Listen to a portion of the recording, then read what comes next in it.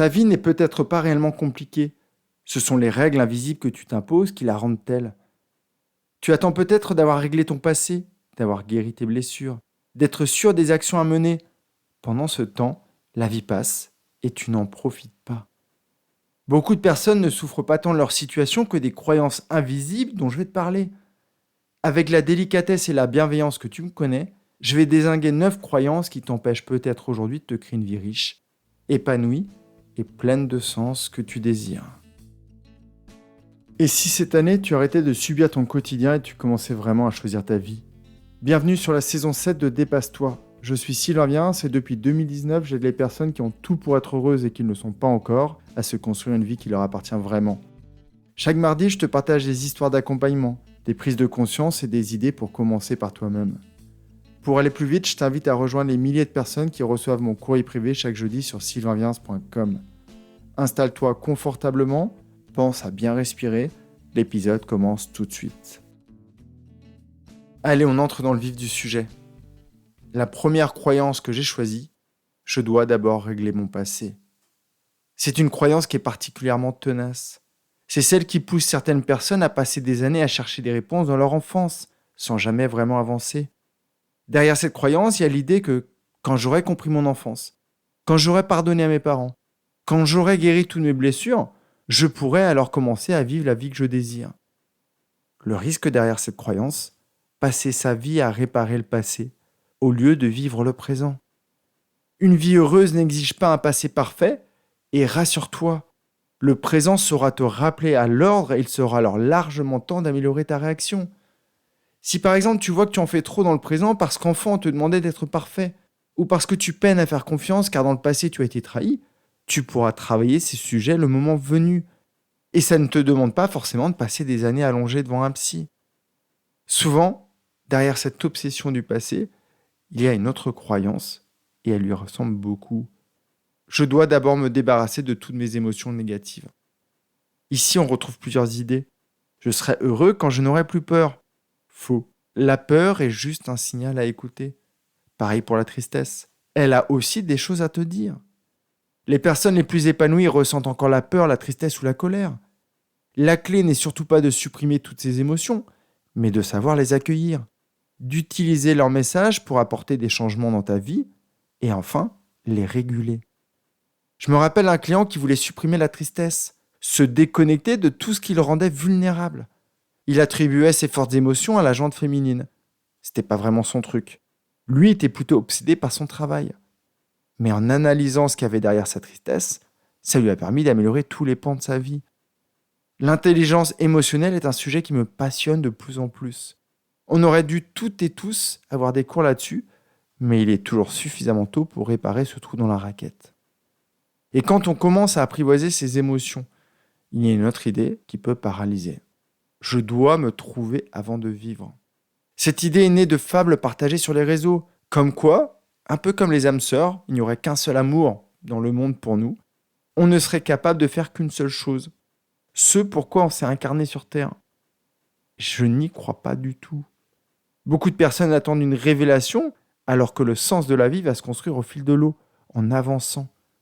Comment veux-tu découvrir que tu adores la danse si tu ne te rends pas à un spectacle et que voir les personnes s'agiter devant toi te donne envie? Comment veux-tu découvrir comme moi, par exemple, que j'ai un talent pour écouter et aider les autres à avancer vers le bonheur si je n'y ai pas goûté avant? Au lieu de penser qu'il te faut te trouver avant de vivre, essaye plutôt de vivre et tu te trouveras. Je pense à une cliente qui s'était inscrite à un atelier pour lire des histoires à des enfants de parents illettrés. Ce jour-là, un déclic est né.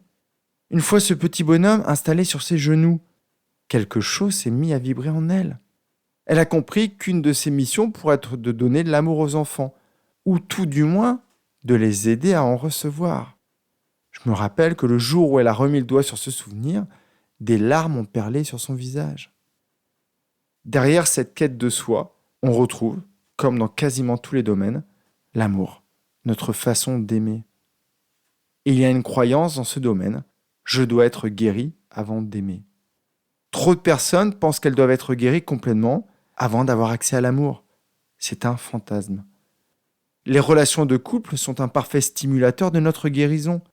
En rencontrant des personnes qui sont elles aussi blessées, on vient appuyer sur nos propres blessures et on affine l'endroit où le baume est à appliquer. Ce qui est important, c'est de repérer les schémas répétitifs. Je pense à Aurélie qui donnait trop facilement son amour et ne tombait que sur des hommes incapables de le recevoir, jusqu'à ce qu'elle comprenne qu'elle devait ajuster son rythme et son intensité. C'est en aimant que l'on devient aimable. L'interaction avec les autres saura nous dire ce qu'on doit encore guérir en nous, alors n'attendons pas. Malgré toutes ces croyances dont certaines personnes se sont libérées, elles remettent leur vie à plus tard. Avec la croyance derrière, je dois réussir avant de profiter. Je serai heureux quand les enfants seront grands, quand le prêt sera remboursé, quand je serai à la retraite. En te disant ce genre de choses, tu repousses le bonheur sans cesse. Tu reportes ta vie à plus tard en pensant que les conditions extérieures seront mieux réunies. Je t'ai déjà raconté cette histoire dans un de mes premiers épisodes, mais elle mérite qu'on y revienne. Imagine, un petit garçon demande le premier soir à son père « Papa, c'est combien ton heure de travail ?» Et puis tous les soirs, il revient à la charge en demandant 10 € à son père. Jusqu'au jour où son père agacé finit par répondre « Mais tu fais quoi avec tout cet argent ?» L'enfant lui répond simplement « Papa, je veux juste acheter une heure de ton temps. » Combien de parents comprennent trop tard qu'ils sont passés à côté de la vie de leur enfant pour leur offrir un héritage ? Combien de personnes meurent quelques mois après leur retraite sans n'avoir jamais profité ? Une croyance que je retrouve régulièrement avec les personnes que j'accompagne. C'est le fait de devoir être utile pour mériter sa place. Donc oui, c'est top de se sentir utile. C'est génial d'avoir une belle mission de vie, de contribuer à un beau projet, de donner son temps dans une association ou de son argent à une œuvre de charité. Mais dis-toi qu'en prenant juste soin de ta santé et de ton bonheur, tu œuvres pour le bien de l'humanité. Je pense à Morgan. Enfant, on lui avait répété qu'il devait d'abord aider ses frères et sœurs. Et seulement après, il avait le droit de jouer. Sauf que sa fratrie était nombreuse.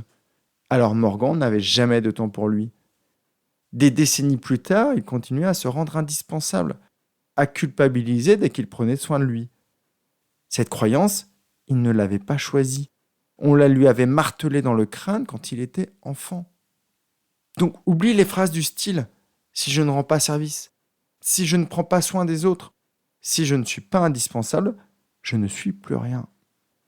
Tu l'as compris, prendre soin de soi, c'est indispensable. Mais il y a aussi autre chose d'important, c'est réussir à ne plus dépendre du regard des autres.